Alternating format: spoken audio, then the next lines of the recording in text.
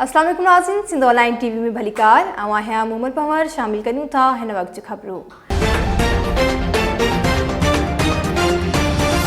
नाज़रीन, राणीपुर में Mazhar model high secondary school Ranipur में साइंसी मेलो लॻायो वियो आहे।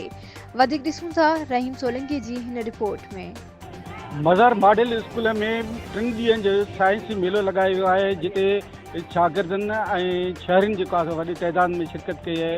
अचो त साणु ॻाल्हि ॿोल कयूं त उन जो छा चवणु आहे। करेक्ट टोपोलॉजी ते ऐं हुन जा टाइप्स आहिनि। तव्हां ॾिठो हूंदो बैंकुनि में ॾिठो हूंदो कंप्यूटर से पाण में कनेक्ट थियल हूंदा आहिनि, या सॉफ्टवेयर हाउस में मुख़्तलिफ़ लैबनि में जेके कंप्यूटर कनेक्ट हूंदा आहिनि उन जो मॉडल ठाहियो आहे प्रैक्टिकल त जीअं सम्झ में अचे पाण में। अॼु असांजो प्रोजेक्ट आहे डीएनए मॉडल वाटसन ऐं क्रिक ॾिनो।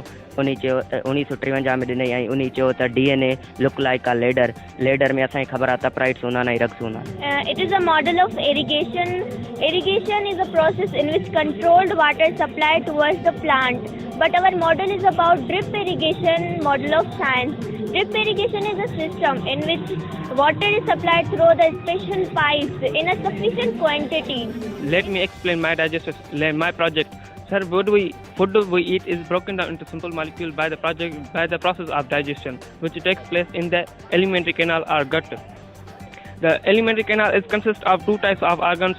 One are digestive organs which take part in digestion, which such as oral cavity, esophagus, small intestine, large intestine, and stomach. वधीक खबरुनि अपडेट्स जे लाइ ॾिसंदा रहो सिंध ऑनलाइन टीवी।